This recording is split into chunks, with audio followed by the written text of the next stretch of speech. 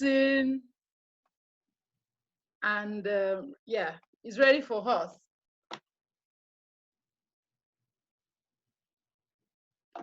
Fumlola, can you hear me? You are muted. So you can talk now. Okay, I can hear you. Okay, so can you do a brief introduction? Your name, of course, we can see your name, but you know, some people don't use their name on Zoom. Where are you watching from? How has the lockdown been for you? Okay, once again, I'm Fumilola Akin. I start for Is it your baby is that your baby? No, it's TV. Oh, okay. Do you mind maybe you pause it or you just briefly before you just for your introduction so that we can hear you clearly if you don't mind. Okay. I said I stay at Ikorodu, Lagos. Oh, okay. So Chris, you're going to have new Nigerian friends today. Ikorodu is in Lagos State. So Chris is saying hi. So what your expectations for registering for this meeting and joining? Okay, my expectation is just to get the very most of it. I didn't hear that. I can see. I said to get the very most of the meeting. Oh, fantastic. And I'm sure you will. You will. Thank you. So you can mute yourself, or you want me to mute you so you keep enjoying your session. Well, then we encourage everyone to give this session your maximum attention. Please, we would appreciate that you're fully engaged and make the most of your time here. You're welcome, Mr. Olusegun Kayode. Adenike, can you do a 30-second introduction of yourself?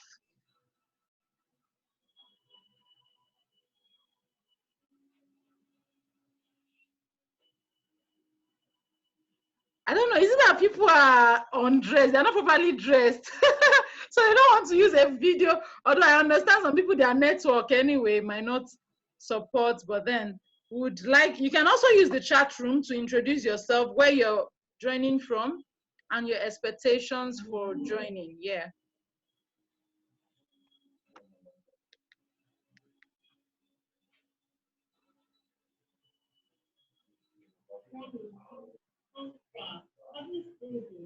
So I would mute you if you're not talking, so that, because we are recording now and I wouldn't want some interference with the recording.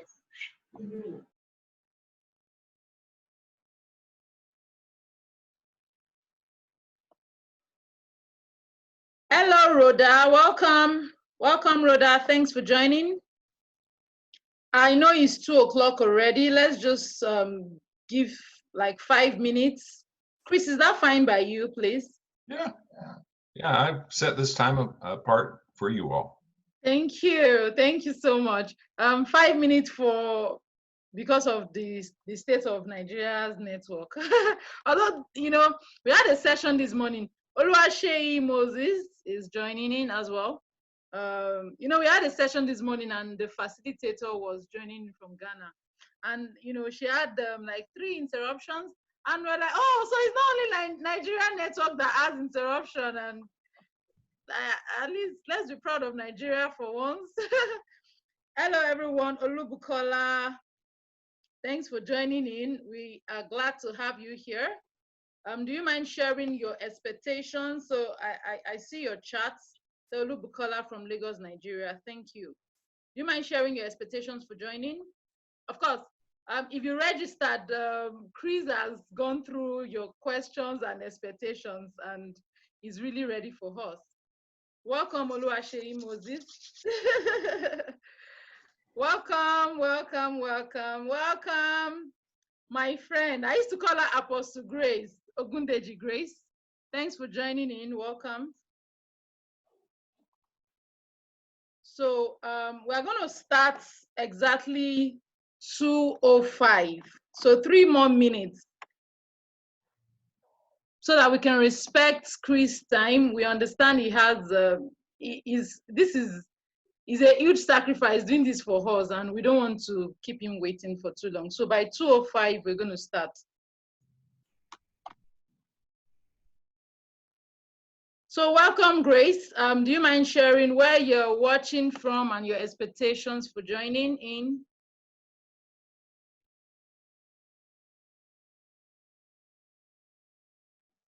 I was just hoping that we could get like 20 people, you know, before we start, so that they don't keep dragging us back, you know, when the session has begun.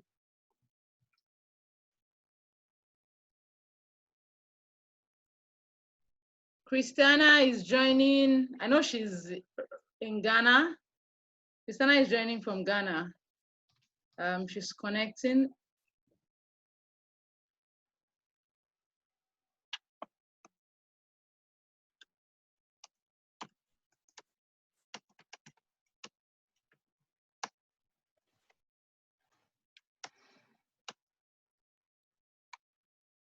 Okay, you're welcome. Thank you for joining.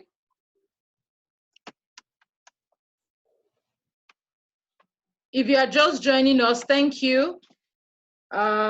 We are giving a grace period of 1 more minute, you know, to allow people that are having maybe network glitches or something to come in before Chris starts this session.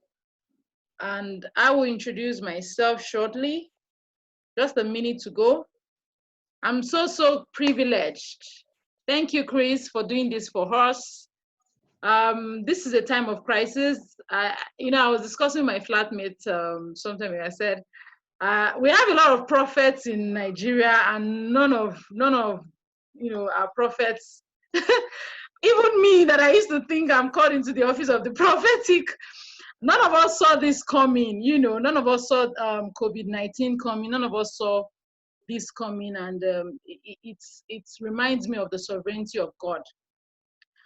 Because when we look back at our lives, we can actually say that, okay, 1 or 2 things would make you see that, oh, God actually factored out of this, you know. For example, my own example is I got my accommodation the Friday before the lockdown began. The lockdown began on the 23rd here in Lagos, Nigeria, and I got my accommodation on the 20th of March. And even though I keep saying to myself that I don't know why we didn't see all of this coming, that for me is one of the ways by which I tell myself that it didn't catch God unaware, and I'm expected. So what is important and why we are doing this session is that we actually maximize this period to say that how can we be optimal? How can we, because this situation is actually a crisis, is something we are not expecting. It's something that will definitely kick some people into being dysfunctional. Some people are gonna, there's a lot of uncertainty out there. There's a lot of fear. There's a lot of, hopelessness. A lot of people are wondering, oh, what's gonna happen to me? What's gonna happen to my business? What's gonna happen to my job? What's gonna happen to my children? You know, a lot of businesses are shutting down. A lot of organizations are laying their staff off, and the fear is just rising. And I am very passionate about people's mental health. I'm an emotional recovery and life coach. I believe that your emotions can actually stand in the way of your optimality. And that is why I said, okay, I started a series last week. If you were on Instagram, you joined on Instagram, where I did a session on being optimal during and post-COVID-19, to say that you can actually maximize this season. You can make the most of it to even get more results that you could have when the lockdown was not in session. And, I reached out to someone that coached me to actually start this. And I said, please, can you do a webinar with me, on teaching people within my sphere of influence on how to be optimal at this session. And he didn't respond. And that very morning, that very Friday morning, I saw Chris' mail, I'm just telling people now so that people will know that he's not charging us for this. He's doing this from an act of kindness to us, you know. And he sent me a mail to say that if you want me to do a webinar, you know, with you. And I'm like, Chris, I don't understand, from United States of America, you know, but it actually showed to me that God is truly mindful of us. God truly has our best interest at heart. If you don't believe in God, I beg you not to be offended. But then I want you to know that this didn't catch, it's not a mistake that this thing is actually going on. And I just want you to know that Chris sending that email to ask for this, he didn't have to. That's the truth. It's just because it shows that he's a true leader that is concerned with you know, with the state of our well-being. And when I put it out to him to say that, okay, next week Saturday, he didn't even argue to say, oh, it's a short period, it's a short notice. And I'm like, wow, this is really, really someone that is gracious, that is so kind. And Chris, I'm saying thank you before you start. I'm set for what you're prepared to give us this afternoon. And I'm sure that everyone here is also ready to glean from your wealth of wisdom. I mean, our short interview on WhatsApp on your 43 years of marriage got people to say, oh, this is someone I should actually learn from. I mean, you being vulnerable with us, telling us about your mistakes, telling us about, you know, the times where you got it right and even the times where you failed, shows that you're an authentic leader. And I'm ready for what you're dishing out for us now. I'm going to mute.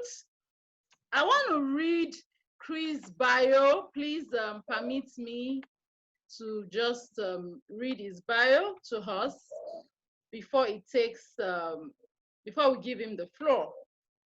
So thank you everyone. For those that are just joining in, that didn't hear when I was welcoming everyone, thank you once again for joining. Thank you for registering. Thank you for your time. And I'm very, very, very, very certain that this is going to be more than worth your time. And as we already saw in the graphics, for those that are actually, you know, saw the graphics, you saw that Chris Powell is a senior program advisor with the John Maxwell team. And so it's such an honor to glean from the wisdom of someone that is working with the #1 global leadership experts. And yeah, I'm sorry. I'm trying to get the bio. I saved it somewhere. Forgive me for the delay. It's okay. I can give my own bio if you want. I want to have the honor of reading, but then if I can't find it, I think I will just allow you to. Oh gosh.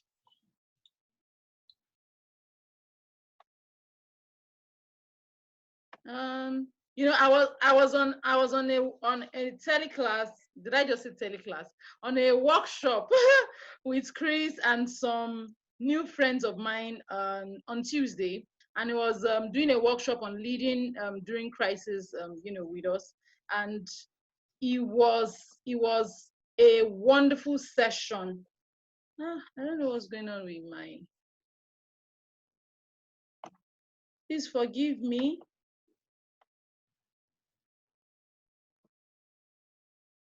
Okay, Chris, I can have your bio when you want to. I can take your bio when you want to do the question and answer. Let me just allow you to start right now. And yes, we're good to go. Mrs. Angela said she's going to lash me for this. I deserve it, yes. Chris, you can start, please. Thank you. Okay. So first off, Greatness was talking about this workshop. You're all invited to this workshop. It's designed for one reason, and that's to build leaders. Because what's happened is there is a crisis. By the way, I am a person of faith. I am a Christian. And so I come from that worldview, that thought, okay? The person that I follow is John Maxwell. He's a pastor, he's a preacher, and he comes from that viewpoint too. So I am doing these workshops. If you do want to join in, there are 3 workshops that I'm doing every week. They're the exact same workshop, but I've got them scheduled so that it fits into people's schedule. For instance, this is all East Coast time, United States. I have one at 5 p.m. on Sunday. That's probably a little late for you. I have one at 7:30 a.m. on Tuesday, US, and that's probably fits in pretty good. And another one at 11 a.m. Thursday, and that probably fits in really good. I've actually started another workshop, which is Today Matters. That's free. All these are free. Excuse me. And what I will eventually do is start a whole new set of workshops. These won't be the last ones. Why? Why would somebody like me reach out to a world like this? Because, well, God told me to, for one. That's a good tip, isn't it? The second reason is there's a lot of panic in the world right now. There's people dying. This is a severe situation. I know one thing, God is in control. I do know that. Okay. I also know that this opens up brand new things that we could never have seen before, ever. I would not be doing this had this not happened. I wouldn't be. You wouldn't know who I am. I wouldn't see your beautiful faces. Nothing like that. I am. Were you, Greatness? Were you on that one with the folks from India? Okay. So they're talking about. Yes. Listen to this. Listen to this. 500 million people are out of work. What? 500 million. Yeah, people. I remember when And, he said it. Yeah. We think we have it bad. And I'm, in the United States, we think we have it bad. We don't have it bad. When you start hearing things like that, I had a preacher reach out to me. He's got now 2 days worth of food left. That's it. And he's got a family and he's asking for help. So one of the people on that conference call with that lady, she went and called him. And so they're going to. So why am I saying this? So reach out to folks, help them. You want to know how to get through this crisis? Prayer and helping people. That's how you get through the crisis. I had one lady on one of these. She's in Nigeria, in fact, and she has nothing. Was that you, Greatness, that was doing that, where you were going out and feeding people? Yes. Yeah, that was you. Yes. What better? I mean, what better than that? Greatness doesn't have anything, and yet she's going out and feeding people, and she's helping people. Why is that important? Because in a time like this, the anchors to society is leaders. Without leaders, the society and the culture will collapse. Okay. So if you take up the mantle of leadership, not only will it help you, but it will help all the people around you from panicking. There's a principle called the Pareto principle. That's from a mathematician. His name was Pareto. But this was, hey, how are you? God bless you and offering you. Great, thank you. So he calculated that there's the 80-20 rule. Anybody ever heard of the 80-20? Yes, I have. Since I can't see anybody except great. And Christiana Okay, is also. so the 80-20 rule. Okay. Okay, some people raise their hands as well. So, there you go. I see it. Yeah. So the 80-20 rule says that 80% of the people will do 20% of the work, 20% of the people will do 80% of the work. 80% of the people are the sheep, 20% of the people are the leaders. 80% of the people will panic, 20% of the people will have clarity and move into the future. That 20% is the foundation of society. Without that 20%, everybody be in a panic. So what is the lesson here? Are people dying? Yes, unfortunately. Are we in a situation around the world? Yes, we are. Does that mean that we are stuck and frozen and in panic? No. Think of a lifeguard. Okay, I think I use this analogy too. Think of a lifeguard. A lifeguard, when they're on the beach, they are prepared for anything. Okay, they've trained. When they see somebody drowning, that person drowning is in a panic. That they will die if somebody doesn't go and rescue them. So the lifeguard runs out and goes into that water. Does the lifeguard know every single thing that's going to happen in that water? No. They have contingency plans. They have educated guesses, but they are strong and they're prepared. So they go into the water and they approach the person properly so they don't get drowned. That person that's drowning will drown the lifeguard if it's not handled right. And they go up, they take control of the situation, and they bring the person to safety. Folks, that's you, or else you wouldn't even be on this. You wouldn't be here. That is you. You're that lifeguard. Do you see that? You're the lifeguard. And we can get all in our stuff. Well, you're welcome. We can get all in our stuff. We have a lot of questions here. Dealing with new change in career and also emotional needs of children in this crisis. Yes. So what's your top priority? The children. That's your calling. I mean, that's where you need to pour your life. Are they scared? Yeah, they're scared. In your country, they're really scared because they see a lot of things going on that they don't understand. Yeah. You know, and has the whole world changed for them? I had a life group last night. We had this discussion. Their whole family, I mean, we're all sequestered in, we're all nested in. There's no school. So these kids, and they're ones going into adolescence. And so their world has gone upside down. And so has the parents. What do you do with the children? You give them stability. How do you give them stability? Routine. You give them routine. You know, they went to school at a certain time, have them go to school at a certain time, only inside the house. They have, you know, if they just run wild, that's not going to help them or you. As a matter of fact, it's going to cause a lot more problems, actually. But routine is a huge thing with kids. And for you, okay? So try and stay in the normal as you move into your future. Boy, that's a good saying. I ought to write that one down. Maintain your normalcy as best you can as you pivot and move into your future. Okay? But you have got to move into your future.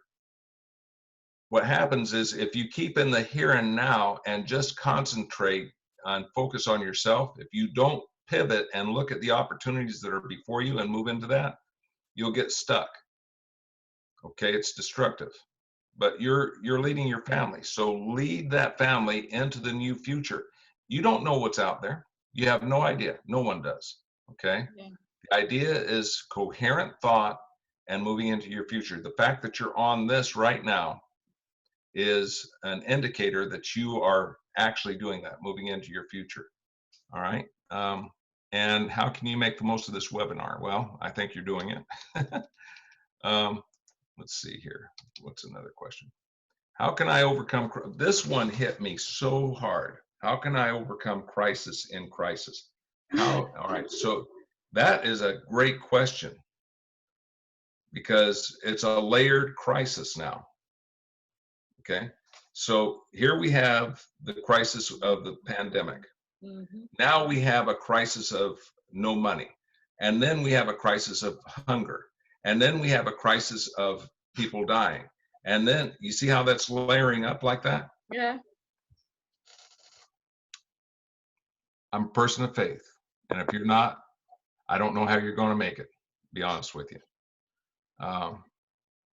Trust in the Lord with all your heart, lean not onto your own understanding, and all your ways acknowledge him, and he'll direct your paths. We don't understand. I've had crisis. I had a daughter die. That's a pretty heavy crisis. That's why we moved to where we are, so we can be around our grandchildren, so that we can nurture them. You know, their fathers, they of course live with their father, but we're nurturing them. How do you handle crisis over crisis? Well, My wife's disabled. She almost died. You know, how do you overcome that? Well, first off, you don't overcome it. You grieve. Okay. But in the midst of your grief, you trust in the Lord with all your heart. I'm not a real good one on this because I'm not really, I found out I was not really good at resiliency, which is bouncing back in a crisis. It's taken me a couple of years with my daughter. Okay. It's taken me quite a long time with some other things. One thing I would say is be gentle on yourself. Be gentle on yourself. Thank you. Don't get to a point where you're so critical of yourself. Well, why aren't I and I fell into that somewhat. Why don't I have enough energy just to move forward? Because guess what? You don't have enough energy to move forward. Is that you lacking faith? No. You know, there's a if you read about the desert fathers in the 2nd and 3rd and 4th century in North Africa, they would go out into the desert. That's why they call them desert fathers. And they were hermits. And they would spend years out there getting close to God. Okay. And they would talk about this time of a night season where you pray and there's nothing happening. God doesn't seem to hear you. You don't seem to understand what's going on. Why, God, have you put me in a place like this? It's a disaster. But in that night season, he's forming and developing our character. Okay, the poignancy behind that is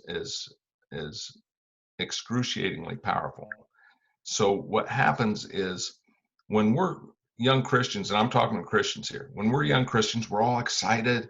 We're talking to God. God and us are linked. I mean, we're one and one, and we're moving through life together. And man, it's great. I'm excited. I'm telling people about the Lord, and they're responding. The Holy Spirit's living through me, and blah, blah, blah. And then all of a sudden, it seems like it's going away. What's going on, God? What's going on? I don't understand. How come I'm not? Where are you? Where he is he's right beside you, but he's maturing you because you, up to this point, have had milk. That's that bonding. It's like a parent. And he's releasing you into your destiny with his guidance. It doesn't mean he's going away. It just means that he has mentored you to a point where you can get up on your own feet like a toddler and start moving forward. And you're not with him every single moment. And he's with you, but you can't feel it. See, a lot of that's feeling. All right. So how do you overcome a crisis during a crisis? That is called a night season. It is excruciating. It's painful. But that's where you are forged into the character and into your future self that will be the most effective ever. It's like forging steel. And you've heard that analogy, I'm sure. The blacksmith forges the steel. You got to put it in the fire, and then you got to pound that baby. And the Bible actually talks about this. As a matter of fact, there's one scripture that says iron sharpens iron. There's another question in here talking about mentors. I'm not the best on this because I've craved mentors and I've not ever really been able to find too many mentors. And but that is a key. It's huge key, huge. We just did this in our men's group this morning, our prayer group for men on mentors. So as you're going through life, you want somebody a step ahead of you. Okay. Yeah. Whether it's in spiritual life, whether it's in financial life, and it's not just one mentor, by the way, it's a set of mentors. Okay. As you age through and you go through these seasons of life, find somebody that's powerful and strong and good and has had success and is successfully living in that part of life. And, have a cup of coffee with them. What does that hurt? Ask them some questions. A person that's been through the fire, sit down with them and ask them some questions. They've gone through this night season. They've gone through it. Okay. Ask them questions like, you know, what this is. How do I overcome a crisis during a crisis? Ask them that question. That's a great question when you have those layered crises. Now, if you notice, I didn't actually answer that question except for trusting the Lord, because there's no real answer to that question. Wow. Each person is different, Yeah. and God handles each person differently. Yes, sir. How do I continue living this life without your presence or supervisions? Okay, for one, that question means that the person who asked that question means that, all right, how do I say this tactfully? Don't be dependent on others. If you're dependent on others, God is not going to use you, because you are, well, you are dependent on another human being. Be dependent on God. Be interdependent with others. Okay, it's not the other, because here's the thing: if you don't take responsibility for your own actions and your own self, you are going to live a miserable life, and people will manipulate you, and you will never ever get to where your potential is, because you are being influenced by outside sources. And if you're living life and your value and everything is coming from outside sources, that's a bad thing. Okay, the Holy Spirit you should be dependent on him. The Lord, you should be dependent on him. But to be dependent on somebody else, that's called dysfunction. Okay, a dysfunctional piece. Okay, and what now the model is interdependency. Okay, greatness, I believe, is all versed in all this, so she can guide you with that. Okay, and she can coach you through this. But interdependence is the piece. Okay, not dependence where you don't need anybody, because that's foolish all by itself. Absolutely. Not dependence where you have to rely on somebody. Not codependence where you now are manipulating them so that you're getting your value from them. That's codependence. Interdependence.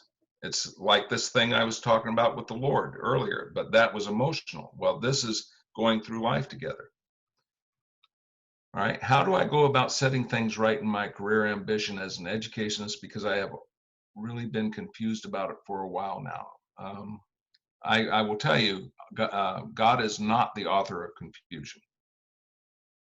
Now, that doesn't mean we don't get confused. I mean, this whole thing with this coronavirus is very confusing, very confusing. You know, what's interesting is Satan does these things, but God turns it around for good.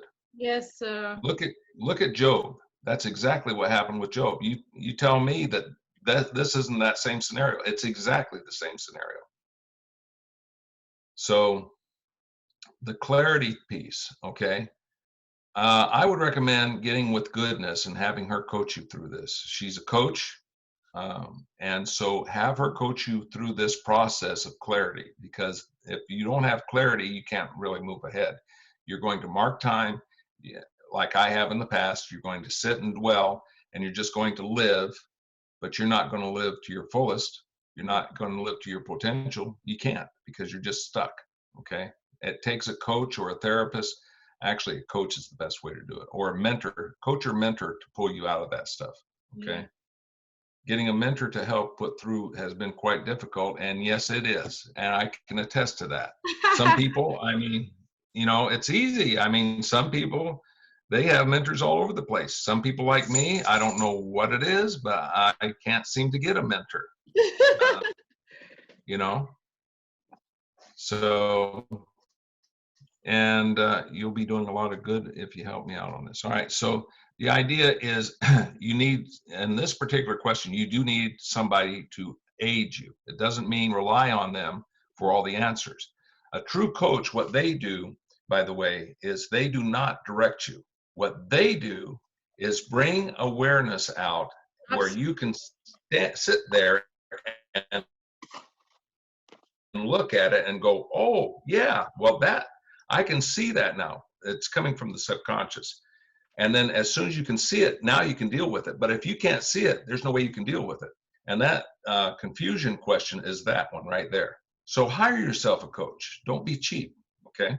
Because if you are cheap, you're not going to get anywhere. Sometimes you have to pay for things. Hey, folks, you have to pay a price for things. I was just in the scriptures this morning with David, and it was when he did the census on Israel against God's will, and it was instigated by Satan. And so at the end of that, God says, what are you going to do, David? I can do one of three things: famine for 3 years, or I can have somebody chase you around and try and kill you for, I think it was 3 months, or I could have a plague come on Israel for 3 days. I don't know that, I don't remember the time frame. I just did it this morning, but I don't exactly remember the time frame. Well, what he did was he says, well, let God be merciful, anything but somebody chasing me. Okay. So what happened was the angel of the Lord, you know who the angel of the Lord is? That's Jesus. People think he's a really limp-wristed powder puff. He is not. He is the one that went through Israel and killed with a sword. And he stood above a threshing floor. And David came where that, and God halted him. Stop. Don't kill anymore. And so the angel of the Lord is above this threshing floor. And God said to the owner of the threshing floor, hey, I've got to build an altar here. Sell me this property. And the guy said, no, Lord, I'll just give you, here's all the oxen, here's all the wood, here's the threshing floor, I'll just give it to you. And David said, that doesn't cost me anything. That doesn't cost me anything. I will not do that, because nothing will happen if that happens. He bought all that, and the Lord honored him. You know what would happen if he had taken it and not paid it? Nothing would have happened. Folks, sometimes you have to pay a price. Find a coach that's solid and good and pay them and let them help you out of this, okay? How do I remain valuable? Oh, my dear brother and sister, you are valuable. God loved you from the foundation of the world. You are his precious child. You're so valuable, he died for you. You are valuable. And it's a satanic lie that you are not valuable. Yes. You know what happens with people that think they're not valuable? They're the 80%. They get stuck. They're lambs. They're sheep. They are waved by every little thing that comes along. They're disasters waiting to happen. They panic. They starve to death. They are the swimmer that's out in the ocean, trying to survive, but are panicking, and they're going to go and drown. That's the person that doesn't think they're valuable. A valuable person is coherent. They think coherently. They have direction. They have guidance. They have people that are speaking into their lives, and that valuable person is speaking into other lives. If somebody doesn't think they're valuable, they will never ever do anything that I'm doing or Greatness is doing, ever. Because nobody will listen to me. I'm not valuable. Who would listen to me? By the way, have you ever thought that thought? I have. Okay. Yes. That's honest. Okay. Everybody thinks that thought. Yes. But to come to a place where, see, you ask for peace, but there is no peace if you don't think you're valuable. There is no peace. The only peace comes from the Lord. And when you come to the Lord, he puts in your heart, and he permeates you. How much more value is that? God living in you, right? And then you can help. How do you keep safe and keep sanity in the midst of figures of infection flying around and muster energy to face our job? Wrote a book, or just calm down other people too. All right, this is what you do. You calm down other people. That's exactly what you do. You help people, you write a book, you help people and calm down other people. How do you keep safe? The best you can. What do you say? You know, Niggas and slaves with balls and chains around their neck, and they go get dragged by the neck. Ho, ho, ho, ho. Sorry about that, Chris. Africa, Africa, Africa, Africa. Ho, ho, ho, yo. Ota Africa, welcome to Okay, so I think Don't have Africa, water. Samina Oh, Free, Wakanda forever. Wakanda, Wakanda, Wakanda. Oh. satanic people take advantage of everything. um Okay. you can continue while I delete all of it. So keep your sanity in the midst of figures. Okay, so this is a war, folks. I mean, there's no way around it. All right, bullets are flying. It's called virus. Okay, if you've ever been in combat, oh, just to give you a little idea about me, by the way, I'm a retired Navy senior chief. All I did for 23 years is build and train combat teams. You see that over there? That's called a shadow box. That represents 23 years of the military. I was in scenarios where bullets and missiles and everything would fly. So how do you keep your frame of mind as you go forward? Well, first off, you have a plan. Okay, you ground yourself in a plan. You don't just have one plan. You have 2 or 3 plans. They're called contingency plans. So you have your baseline plan. And if that doesn't work out, you have a secondary plan. And if that doesn't work out, you have a tertiary plan. Okay. Those are called contingency plans. So now, is your plan going to work? No, it's not really meant to guide you through everything. What it's meant to do is get you started on a path. Okay. And as your path opens up more and more, and you can see clearer and clearer, then you develop another plan and another plan and another plan. But what the idea is to have something to move into. If you stay where you're at, it's excruciating, and it's very hard on you. It's very hard on the people around you, because in essence, you start getting into a panic again. Okay, so the idea is to be coherent in thought. I hope that answered that question. All right. How do you transit from a career you have been involved with for over 10 years into one that you are passionate about, especially when you have not been enjoying your current job? How do you find clarity concerning what specific career you should be involved in? Okay, sounds like coaching. Sounds like coaching again. Coaching is a big deal, okay, or mentoring. All right, so let's talk about that for a second. Coaching versus therapy, okay? Therapy, psychology, psychologists, licensed social workers, or counselors.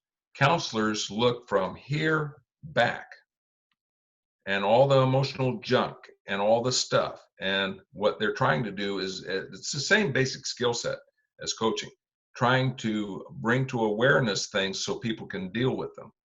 A coach at times will have to refer to this person because they can't deal with the person to look forward. Okay. Yeah. So that's to look back and bring people where they're functional, Yeah. and they're coherent in the here and now. A coach is completely different.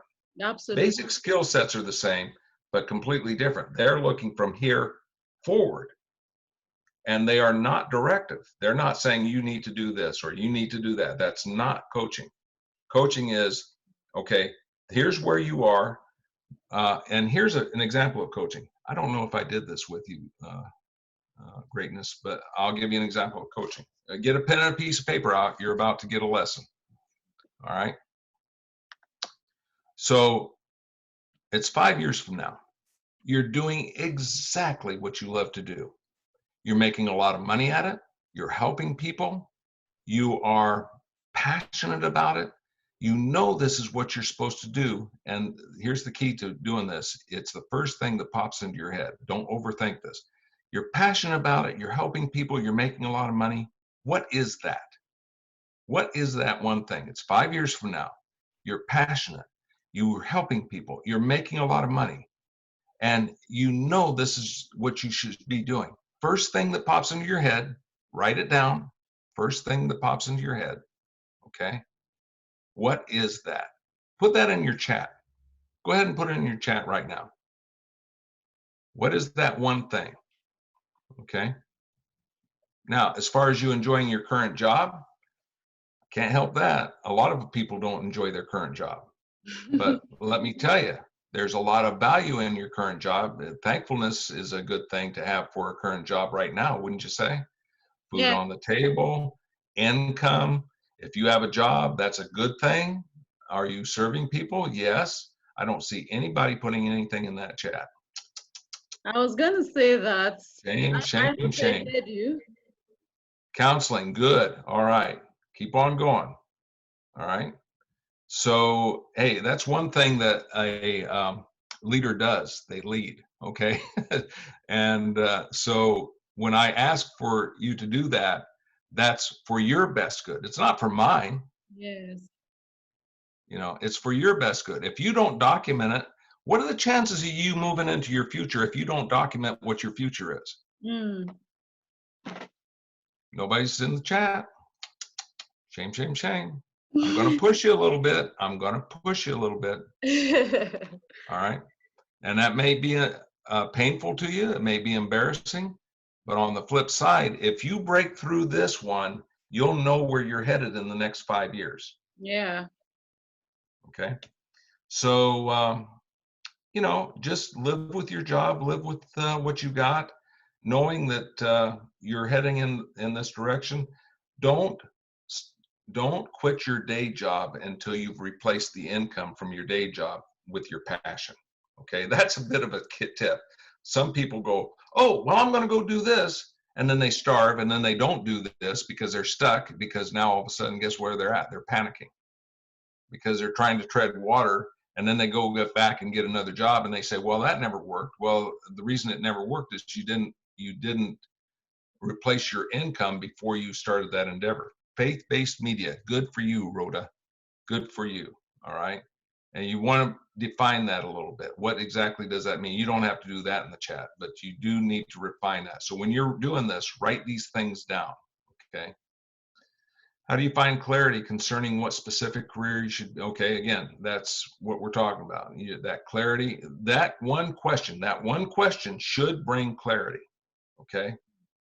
Usually what I do in this particular case is if somebody wants to be a speaker, then I put them on the stage. Okay. You want to speak. All right, great. That's your dream. All right. It's 5 years from now and you're speaking and you've captured an audience. Look around the room. How many people are in that audience? Blah, blah, blah, blah. 10, 20, 10,000. I've had 10,000. I've had 100,000 people in an audience. All right. Look around the room. Who's in that audience? Look at them. All right. What do they like? What's their socioeconomics? What's their demographics? What's their gender? What's their ethnicity? What's all this? Okay.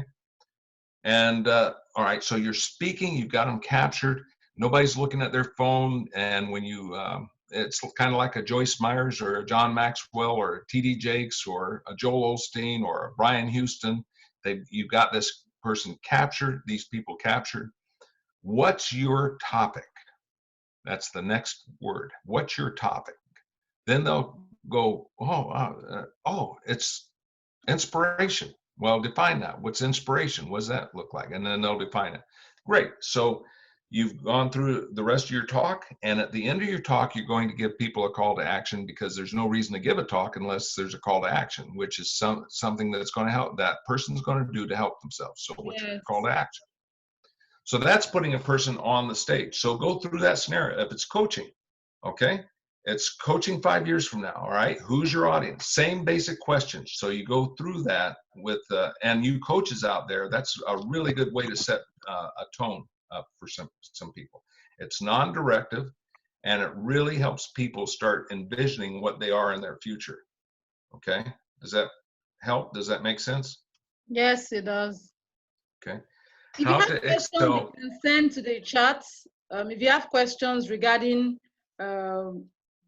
is answering the questions that you send to the Google form. Yeah, so if you have questions based on what he's saying, you can just send it to the chat. Chris, you can continue. Thank you. Okay, sure. In 5 years from now, I see myself doing purpose and ministry on good for you, global scale and empowering. It looks like youth. Is that right? Empowering Global scare, young people. Perfect. All right. So there's your passion. So what's happened when I ask that question? You have a couple of parts to your mind. I'm not talking your brain. I'm talking your mind. You have your conscious mind and your subconscious mind, or other than conscious mind.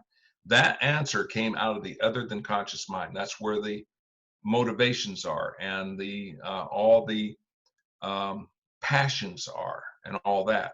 It bypasses the conscious mind. That's why you have got to say, it's the first thing that comes to your mind. Don't think about it. It's instant. And usually I preface it by take a deep breath, clear your mind. It's the first thing that comes to your mind. What is that? And whatever that is, it pops. That's where your passion is. Does that make sense? Yeah. All right. So where are we at? Okay. How to excel post-COVID-19. Well, all right. A question like that is looking at this and getting stuck. You have got to look out there and look at the opportunities. Folks, 2 months ago, would we be on this? No, we wouldn't be on this. You don't even know who I am. Okay? 2 months ago or 3 months ago, would whole corporations be reformed? Would church be doing everything online? Would they 3 months ago? No. That's the answer to that question. What is out there that you can see that's developing, and step right into it? Move right into it. Okay? I'll give you an example. A few months ago, I was giving a talk to a Rotary Club, and it was on the 15 Invaluable Laws of Growth, which I have on my bookshelf up here. 15 Invaluable Laws of Growth. I gave this talk, and it was powerful, and I got invited in to do a talk for 13-year-olds on courage. Well, I picked the topic on courage. And so it was an assembly. Now look at me. Do I look like somebody that can relate to a 13-year-old? Really? Look at this. Uncle Fester, Dick Cheney. Do I? No. So I almost, listen to this, I almost passed it up. This is a perfect example of answering that question, okay? Instead, I went ahead and went for it. And there's a politician in the United States named Dick Cheney. Oh, that's good. There's a politician in the United States named Dick Cheney. He was the Vice President of the United States. I have an eerily similar face to his. So, and he's well known. So what does somebody like me with 13-year-olds do that are in cutoffs and chewing gum and braces? They walk in with a white shirt, red tie, blue suit, and shiny shoes and deliver. And what do I deliver? A talk on courage. So when I started that talk, I'm very interactive when I talk. So I asked, all right, so you've got this bully, and he's bullying you, and he says he's going to come after your family. What are you going to do to stand up to him? And I heard all over that audience, I'd never stand up to him. So he's threatening your family.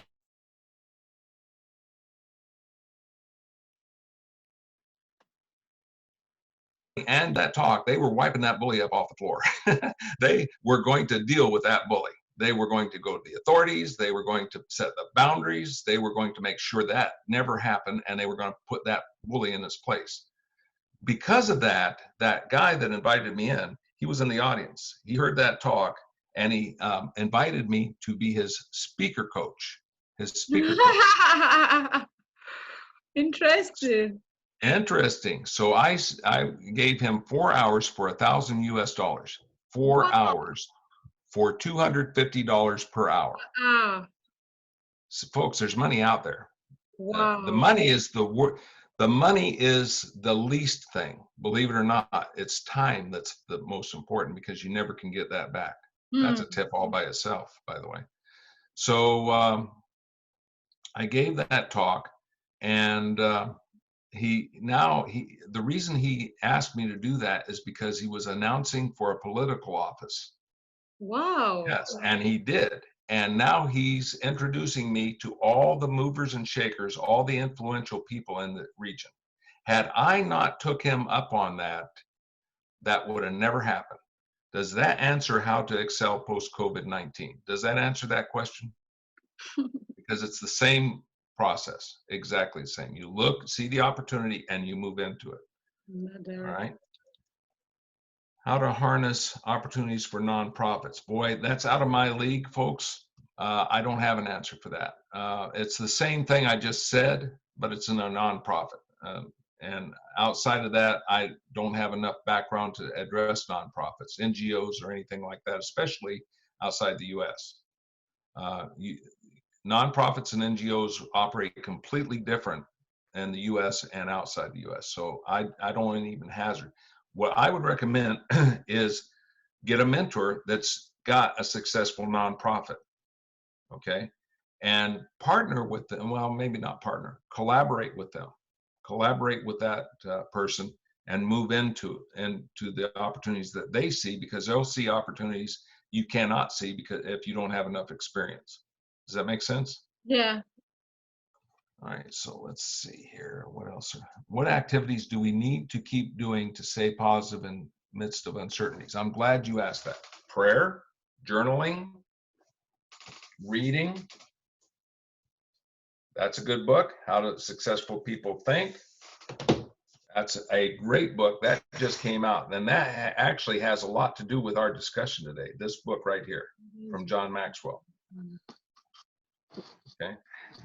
It is the leader's greatest return. It talks about mentors. It talks about coaches. It talks about you doing that. It talks about you finding that.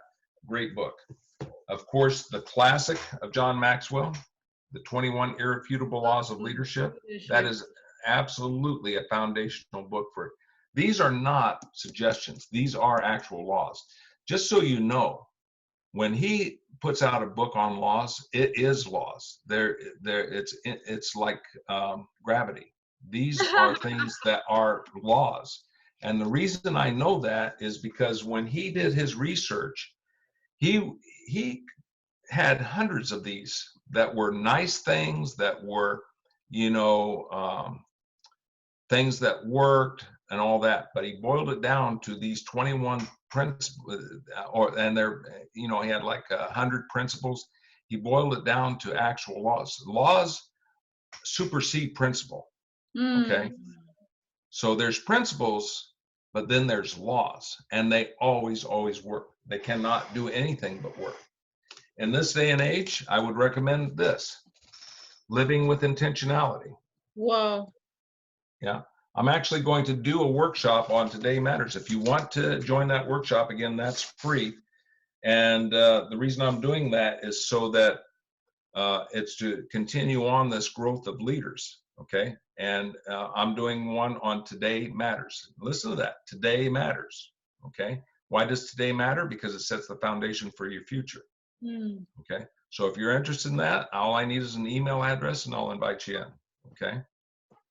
All right, what does a husband desire for a wife? Now, this is, all right, so if you're a Christian, the husband desires for a wife, the Proverbs 31 woman. Go to Proverbs 31 and read that. That is what a man desires in a woman before or after they're married, okay? And that is of great value. If you read that section, it talks about the woman being of great value, okay? That goes back to that value question. Where do you find your value? In Proverbs 31, you find your value in serving. You find your value in the Lord using you. You find your value in wisdom. Here's my email. Okay, good. All right, so hang on just a second.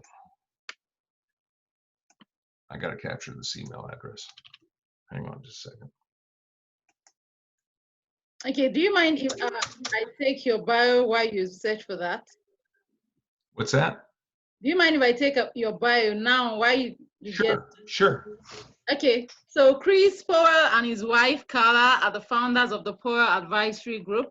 They are certified as executive coaches, speakers, and corporate trainers with the John Maxwell Certification Program. Chris also holds 3 master's degrees, including a master's in life coaching from Liberty University. They offer workshops, seminars, keynote speeches, DISC assessments, and coaching.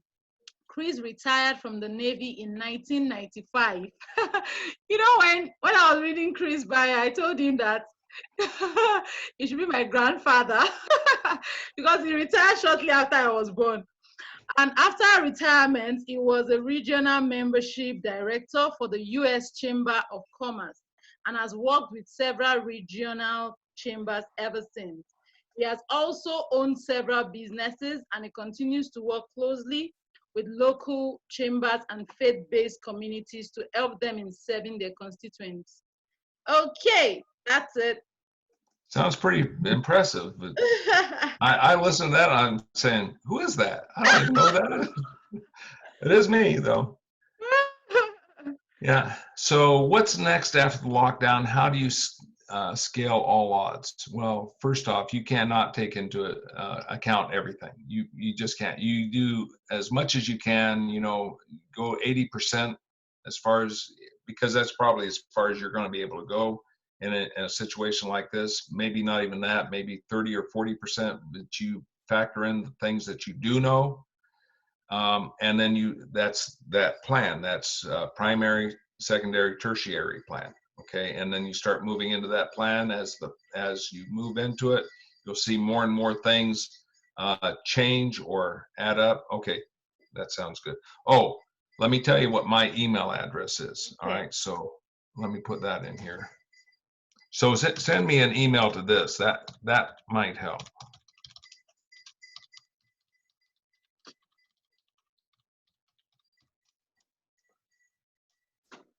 Yep, there you go. So just send an email to that, and then I'll include you in whatever you want. But so how do you scale? All right, so here's the thing. This is resetting society. This is resetting society, okay? This whole thing. I'm not sure. Did anybody see Chris' email? I didn't get it. Yeah, I put it to Angela. Okay, let me, that was a private. Okay, Angela, you got that. All right, so hang on just a second. There, you see it now? Yes, we can. So in order for me to not take everybody's email, just send me your email, just send me an email through this and I'll include you. Okay. That was why I was actually asking if they could send all to me. If you indicate interest to me, I'll just forward all to you instead of everyone sending you one email after. Yeah, I know. Otherwise, that's all I do.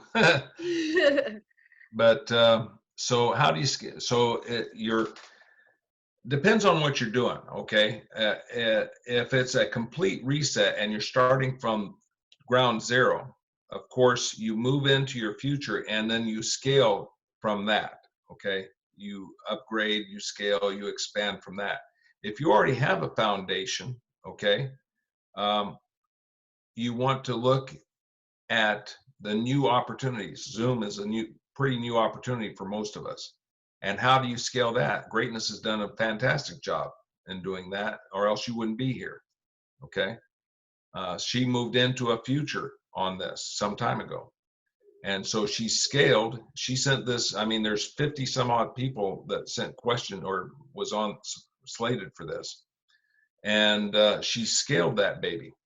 And that's what you do. Greatness, did you know a year ago that you would be doing this? No. Did you have any idea about Zoom? No, I didn't. So what prompted you to start inviting people to Zoom? Okay, so I actually work as the program director for a coach education program in my office.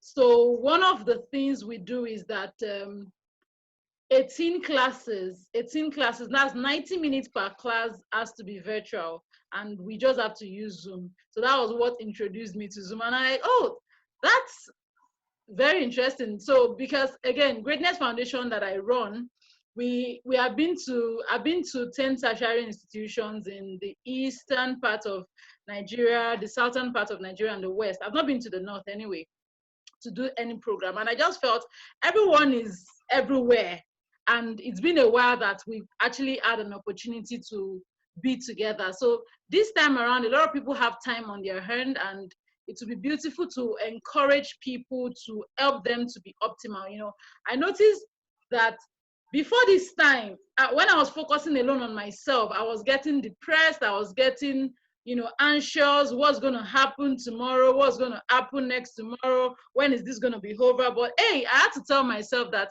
this time is all you have. Can you just maximize this time? And how about reaching out to others also to say, let me help other people to get optimal during and post COVID-19.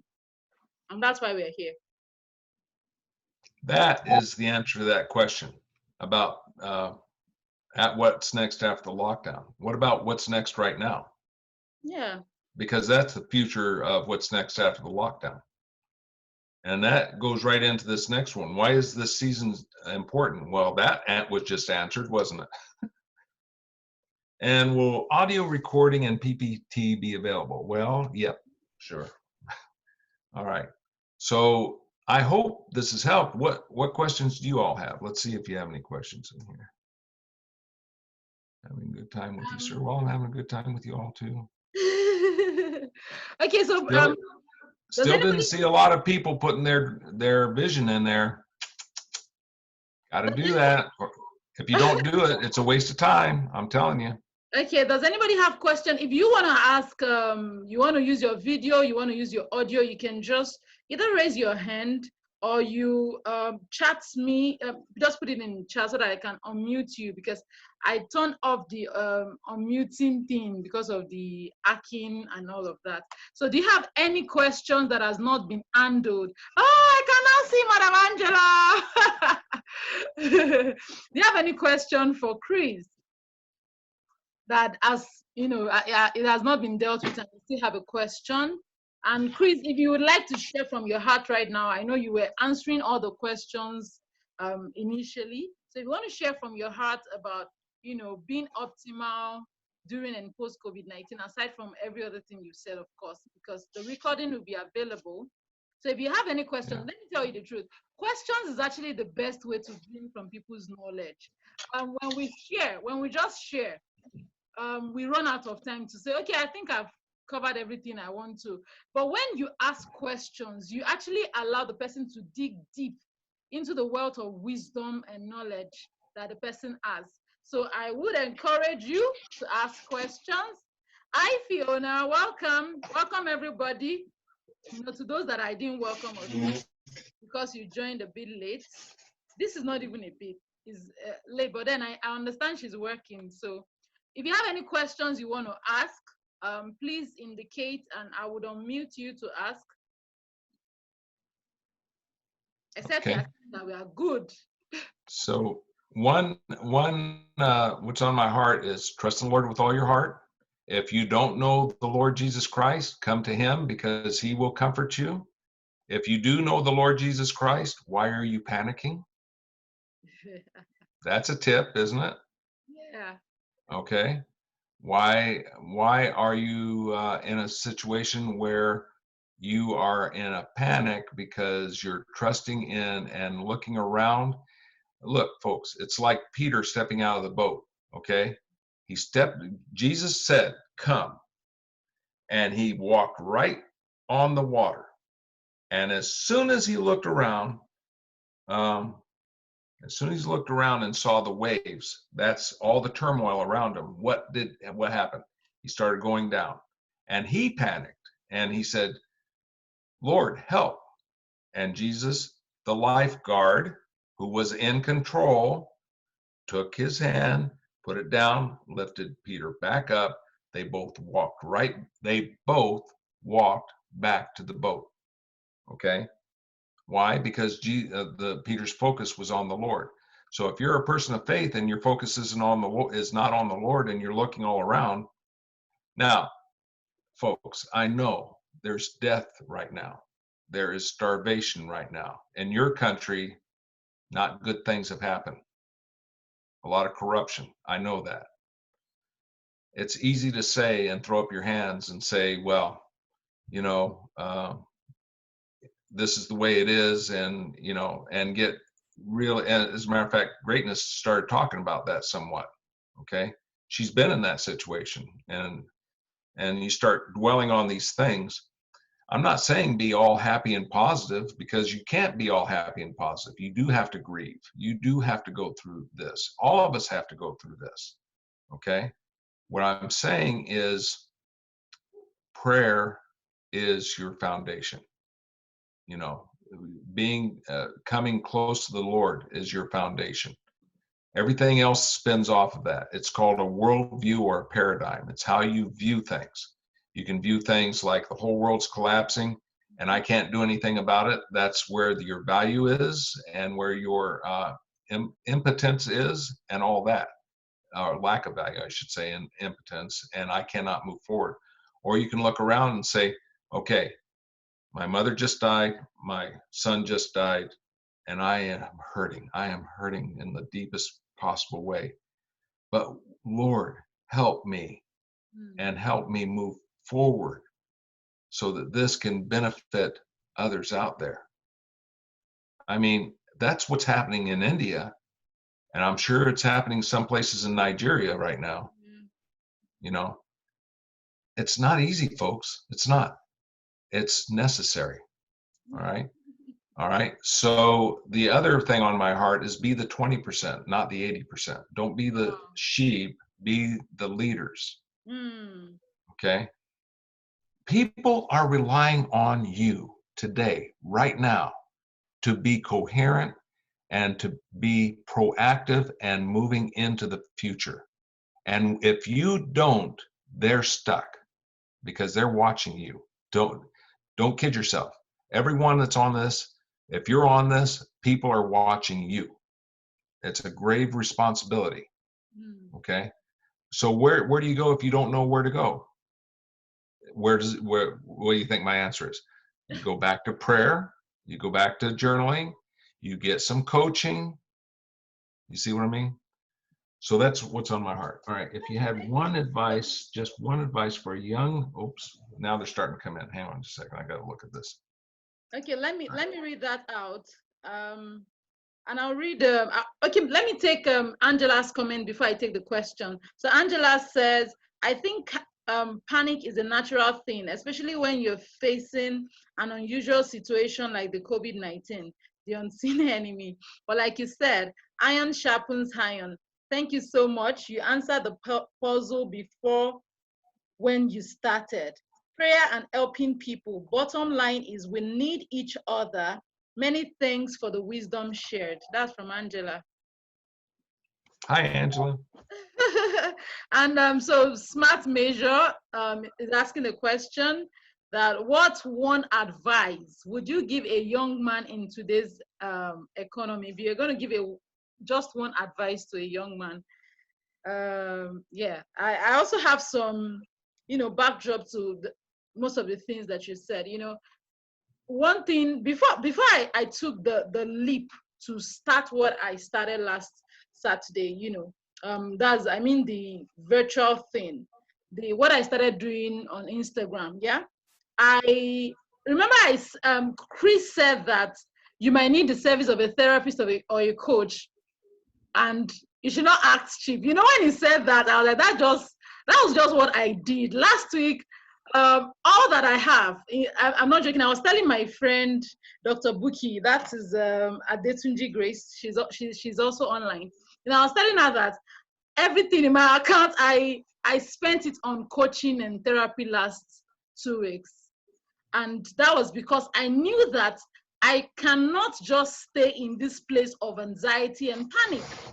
Like Chris said, a lot of people are looking up to us. That's the truth. You might actually, when I look at the people that are registered, I'm like, what are all these people coming to? But of course, I know maybe some of you registered because of Chris. Because I was like, CEOs, I'm seeing a lot of titles. And of course, some people that are self-employed, and I'm like, what am I going to even tell these people? But then you have to just know that lives are dependent on you. And so I paid, and it was That was everything. And it actually moved me from that place of, oh, woe is me, my life is going to finish with COVID. What if I lose my job? What if, what if, what if? And, you know, I gained a lot of clarity and I knew how to maximize the moment. So I have a therapist and a coach as well. And, you know, Chris is one of the mentors that I follow. I was telling you, I was on the workshop with him on Tuesday. So he talked about that. And you know, you said something again, Chris, that I want to, you know, maybe re-emphasize for those that are joining late about not quitting your job before you are making what you Oh yeah, don't do that. Don't do that. You know, there's this man, Gabriel Ogbeche, is the MD of Rain Oil. Rain Oil is one of the oil and gas company in Nigeria. And, you know, they brought him, you know, to a session to talk to us about how he transited from being an employee to an employer of labor. And he said he didn't quit his job until his business was giving him exactly what he was earning. That he actually saw that, oh, for my business to be giving me what I'm earning, that means I should pay more attention to my business. But before then, he didn't step out because you don't want to be frustrated with not earning as well.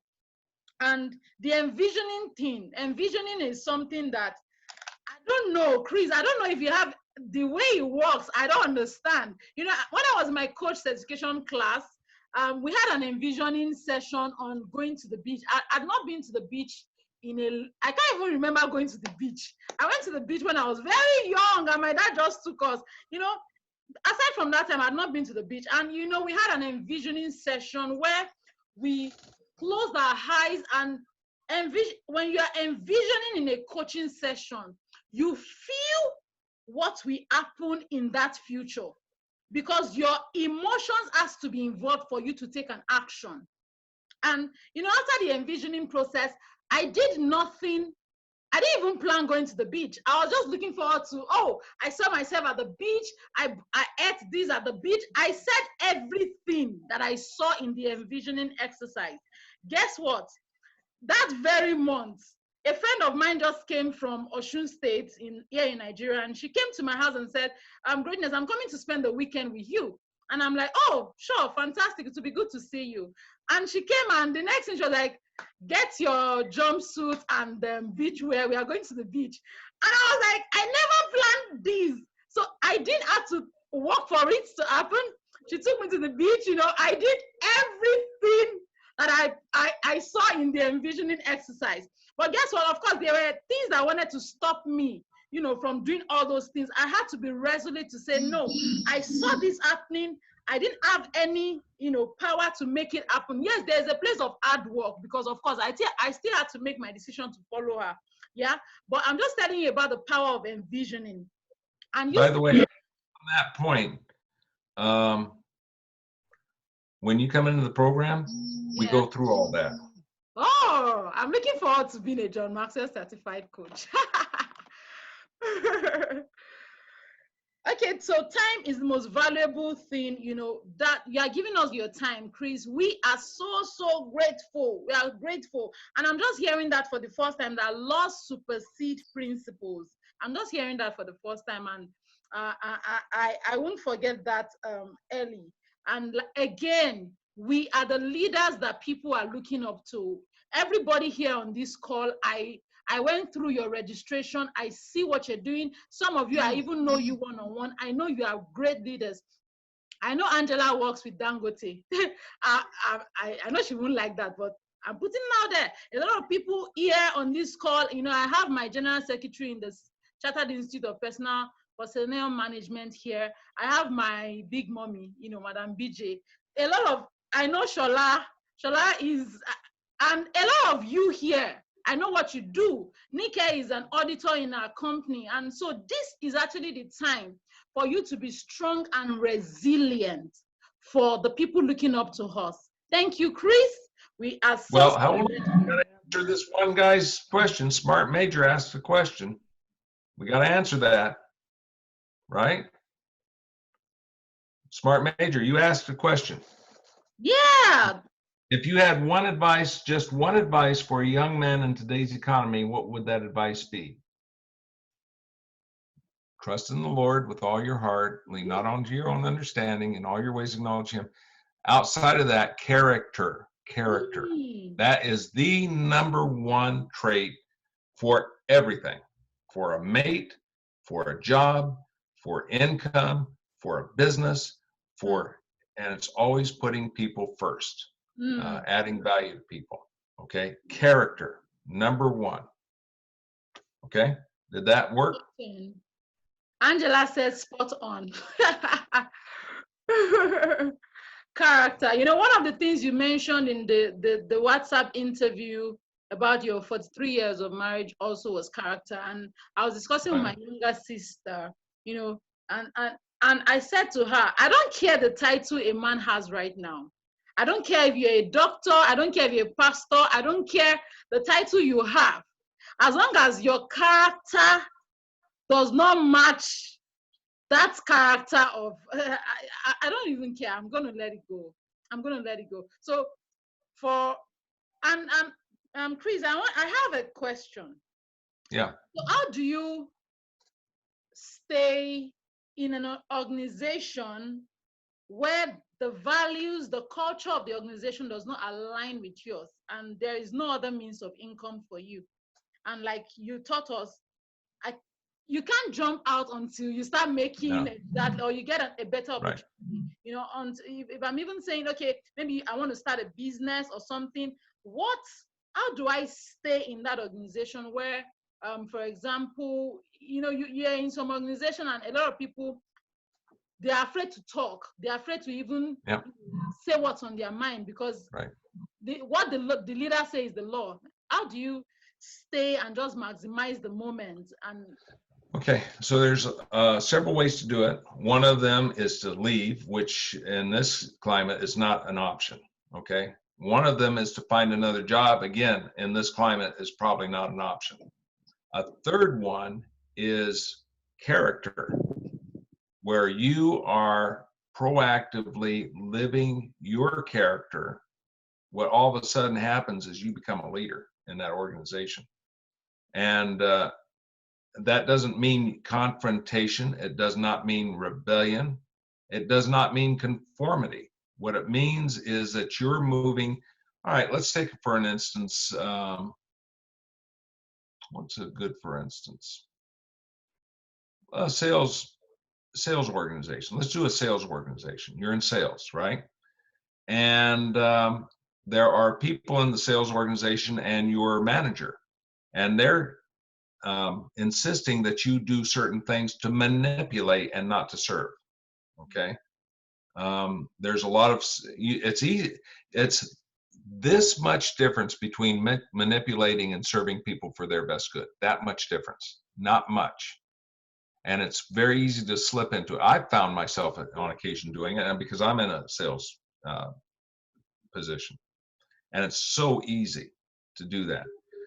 But if one holds the character, okay, here's the lines, they're drawn. Okay, I'm not going to go past that. This organization does not hold my values, but God has put me here. Why did God put me here in this place with no congruency in values? Well, maybe he put you there so you can be the catalyst for change in that organization. You don't know, really. But I will tell you more than likely that's it. So now all of a sudden you have a purpose to be there, okay? And in that purpose, I am going to live out my values, my character, my faith, whatever that is, all that it is, all that I am in this spot. And I'm going to do way more than anybody else, but I'm going to do it right. I'm going to do it the right way. Okay. And I'm going to be way more productive than anybody else, but I'm going to do it the way I know that is in line with my values and congruent with who I am. Wow. All of a sudden, John wrote actually a book called The 360-Degree Leader on this one issue. There's another book which is there's 360-Degree Leader. There is Leading When Your Boss Won't, or something like that. When you know, how to lead when your manager can't or won't, something like that. Okay, it's the title of one of his books, and that's what we're talking about here. And so that 360-degree leader, or if your boss or your upper echelon can't or won't lead, because, all right, if they're leading, all right, so here's a person of value and character. They're in an organization that is not of value and character. Well, is that real leadership? No, that's not real leadership. Leadership's always based on value and character to serve the person, the other people, for their best good, always. That's leadership. So if that's the case, does that mean that these folks are leaders? No, they're managers. There's a big difference between a leader and a manager. A leader must manage, but a manager, most of the time, is not a leader. Okay? Yeah. So, you can see it in a sales organization really easy. That's why I'm using that example. So, because you can manipulate people really easy in a sales position or as a sales manager to get them to do things like offer things that don't need to be offered because they don't even exist. Okay. Or over promise and under deliver. That's terrible for sales. Okay. So, and it's a manipulation. So if I stand up and I have my character, it does not matter what the rest of the organization is. It does not matter. I am here. Take an example of Jesus. Let's look at Jesus. Okay. Jesus was lumped in with the Pharisees because that's his theology, was the Pharisee theology was his theology. And and then there you have the Sadducees. Okay. The Pharisees and Sadducees were corrupt. No doubt about it. Was Jesus corrupt? No. No. When he stood, he didn't have to be part of that organization. But he was, in essence, a part of that organization. So he stood and he moved forward despite what the political climate was. Does that answer that question? Yes. So Takes a lot of courage. Okay, but then how do you now, when you notice that you don't have energy? We are energy beings. You're a coach, and I'm sure you understand that. So there's an energy required for you to. One of the things you mentioned is being productive and doing even more than expected. So, but when you notice that your energy level for the things requiring the work is always dropping, how do you? Okay, good. So that's a motivation question. All right. So that's also a paradigm question. The question is, what are you there for really? Okay. When you can answer that question, that gives you the motivation, which gives you the energy. If you stay in, do you hear that? Yeah. So if you stay in here, these people, this is not my value, this is no good, of course your energy is going to drop. Okay. On the flip side, if you say, these people, I don't know, but I do know my purpose here is to lead, or my purpose is to evangelize, or my purpose is to, because there's people around me that don't have values. And I know I'm here to help people, to demonstrate values in a very negative environment. I know I'm here for that. Now, all of a sudden, your motivation lifts. I see. Wow. Does that make sense? I got re-energized more. Thank you. So that what you're doing is you're doing a vision for why you're in that job. That's what you're doing. I see. And that vision is coupled with your motivation, which is coupled with your energy. Thank you. You're welcome. I talk to myself about this all the time. So I'm doing it on this recording. So I'm going to go back to this recording and listen to me because it's really good. Okay, thank you. So I just saw a message in the chat that I want to reach out. This is my beloved mother. That's what I call her. So I have to introduce her before I call her name. Her name is Atolagbe Bolaji. I don't know how I can, and if there's e-ogs, I need to send it to her, because in my transition process, for those that know my story, when I canceled my wedding, I lost my job. Then before I got another job and got another accommodation, she has been there for me, sincerely. That's why I call her my mother. So she says, I want to contribute in addition to what Chris is saying on greatness question. Once you learn, you need to learn office politics, understand how things work in the environment of your work, and be part of the creative and core activity of your workplace. Don't always lay back from contributing your best. Secondly, learn about emotional intelligence. Understand yourself, understand your boss and your colleagues. Thank you. Yeah. Please, you want to say something to that? That emotional intelligence, that EQ is really, really important.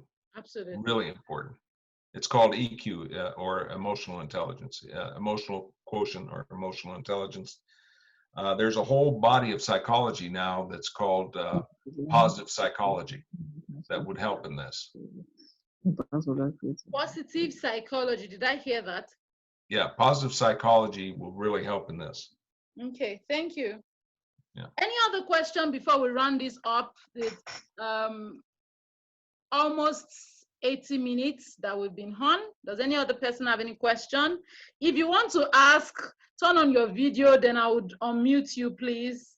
We want to see your face, so please. Any other question before we call it a day? Any other question or any other contribution, please? Rhoda, do you have a question? Ah, sorry. That's my baby girl. You know, first, should I tell them how I met you? Should I tell them? Should I tell them? She's muted, so. Oh, okay, let me unmute her. What's going on? I'm unable to. Rhoda, you can unmute yourself too. Okay. Let me change the setting. There you go. So you can unmute yourself. She unmuted herself. Yeah, you can talk. Rhoda, you can talk. We are listening to you. Yes, ma'am. Thanks a lot for this opportunity. I'm so grateful, ma'am. My question goes thus: peradventure, for instance, in my own life, in my own situation, I found out that to an extent there are certain character lapses I've discovered, and I'm trusting the Lord to help me overcome them. But while I'm trying to overcome them, I happen to sort of disappoint people. For instance, keeping appointments. When I decide, okay, well, we agree on a certain date and I can't meet up, probably, for instance, probably through phone, and they have power issues and I can't charge and anything like that. So when that happens, I feel like, oh, I'm disappointed. And rather than apologize, I just feel like it weighs me down, the fact that I've disappointed the person I promised. And so I leave it like that. And I've discovered it's getting me in problems with relationships with people. I tend to lose friendships easily. Friendships that could matter in destiny. So what do I do while I'm trusting God? What are the active steps I can take to forestall this, and also to restore relationships when I can't help certain things and they happen? How do I quickly go back, leaving my weaknesses? Because character is important if I want to achieve something in life. So that's my question, ma. I hope it's clear enough. Okay, greatness. She broke up on most of that, so I didn't understand that. Chris, I didn't hear that. I said she broke up on a good deal of that, so I could not catch a lot of that. It sounded like a relationship question. No. But I wasn't clear on it. Okay, let me do a summary of what she asked. Then I would unmute her so that she can clarify if I captured it clearly. Is that All right, and the best thing to do is get closer to the microphone because I couldn't actually hear you. You were breaking up on my end. Oh, really? Even me? No, you're fine. Okay.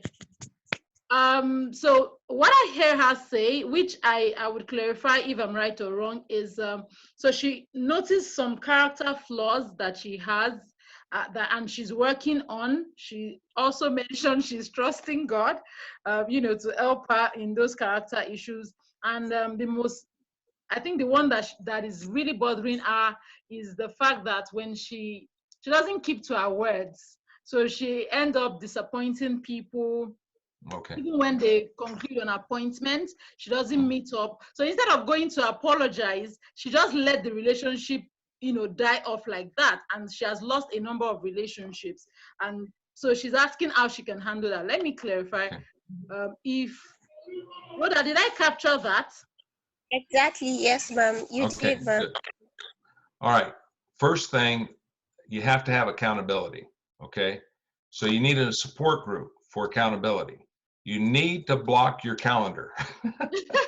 And then you need to follow your calendar when you block it. Okay. You will destroy relationships like that. And you have. Can you recover from them? Well, yes, you have to go humble yourself and say, you know what? I've been having a real problem with this area. Please forgive me. I was wrong. I can't say it won't happen again because I'm working on it myself right this minute. I'm going to, I will fix this, but right this minute, I'm telling you that I was wrong, and please forgive me. Can we meet for coffee and just talk or something like that? That face to face. Well, in Nigeria, I mean, it may not work like that, but somehow connect with them. I mean, where yours Zoom is good. I mean, it's the best you can do maybe right now, but go to them, because what will happen is look at it. All right. So Rhoda, let's say I have a flaw. Okay. And number two, be gentle on yourself in the process. Don't destroy yourself. I was going to say that. Yeah. But Rhoda, if we had an appointment and we had 3 appointments and I just blew off every single appointment and didn't meet it, what would you think? And then I didn't contact you. What would you think? You can answer that one. Okay, I would be disappointed and I would feel I can't trust the person any longer. Yeah. That's the point, because it was a trust issue. Okay. And so relationships, what are relationships built on? Trust. In sales, a person has to like you, they have to know you, and they have to know that they have your best interest in heart. Well, that's not just sales, that's every single thing. Okay. When you miss something like that, that tells the person that you do not value them. If I miss 3 appointments, I do not value you, or else I would have kept those appointments. So first thing, yes, you do have to fix the character situation, but how do you do that? Are you going to do it on your own? Probably not. You need a support group with accountability. Okay. And so if I was you, I'd find, a coach, maybe that's overkill, but I'd find a friend or something and say, hey man, I'm just having this problem with this missing appointments. Can you help me with this? Can you ask, would I give you permission, if you would you ask me if I've kept all my appointments this week? Because what now happens is, in the back of your mind, you're going to have to answer to that person if you miss an appointment. Yeah. That's an accountability piece. Fantastic. Does that make sense? Yes, Rhoda, are you good with that? Yes, ma'am. Thank you, ma'am. She's actually, Chris, you're right. Rhoda is fond of being hard on herself, and I'm glad you actually mentioned. I've known her since 2015, 5 years. She's a bit hard on herself, and so she needed that dose of Yeah. Well, Yeah. Rhoda, what I would recommend is that you get with Greatness and ask her, will you please hold me accountable for these meetings? That's what I would do. You can see her face because she has canceled a lot of appointments with me as well. She has asked, Aha. but she doesn't leverage it. Anyway, I met her in a very fantastic way. I mean, Chris, God woke me up 1:37 a.m. on the bed. You know, I was still I finished in school, and he just told me to go to our hostel. I never knew her before then, and I was like, why will I live very far distance? You know, the very far distance. And I got there and I was like, okay, God, who is the person you want me to come and reach out to here? And she shows up, and I started, and that was how we started a conversation. And she was almost committing suicide that day. She's a testimony, honestly. She Wow. is. She's one of my testimonies in Greatness Unleashed by Love Foundation. But she's hard on herself. Well, Yeah. you got to be gentle on yourself. You got to give yourself a little slack, but you cannot keep doing that. And I will tell you, all right, so in the United States, that's unacceptable, I will tell you. In Nigeria and some other places, that's just who I am. I've had, I'll get to the appointment when it gets there. I'm telling you, it's a killer for business. It's a killer for relationships. Yes. It just is. It's not just how you are. It's how you want to be. Okay? How you are is accountable and responsible. How you want to be is, I don't really care. That has to do with self-value, by the way. That piece right there is how you value yourself, because how you value yourself is how you value other people. That's a write me down, I would think. You know, in when I was doing my neuro-linguistics programming certification, you know, one thing that I took from that class was that who you are right now is not who you are meant to be. It is who you have become. Right. And so you can actually unbecome what you have become right now. Thank you, Chris, for that. Does anybody have any other question? Turn on your video, then I would unmute you. Any other questions so that we can wrap this up and allow Chris to enjoy the rest of the day? Oh, I go to work after this. Oh, can you imagine? He's going to work. So any other questions so that we can wrap this up? Thank you, thank you. Thank you once again, Chris, for doing this for us. I'm so grateful.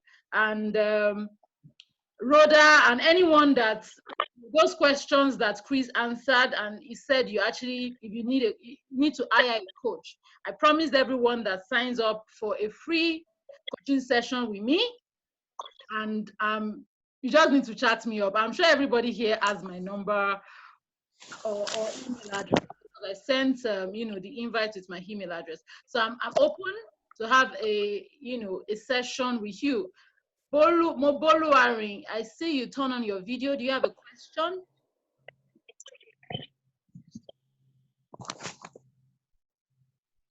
She has to unmute. She's muted. Yeah, and I thought, yeah. Oh, there you go.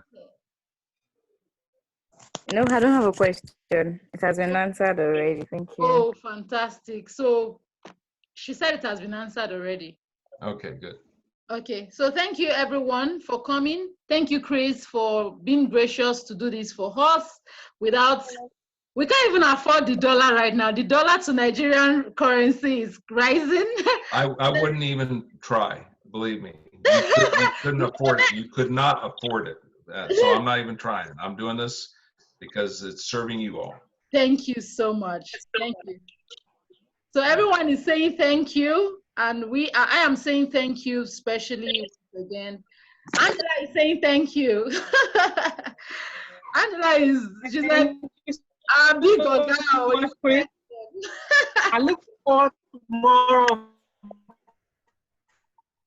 this session. Thank you, sir. Yes, so thank you, sir. Thank you, Chris. Thank you, everyone, for listening. Thank you for your time. Thank you, everyone. And with this, we're going to continue next week on Instagram Live.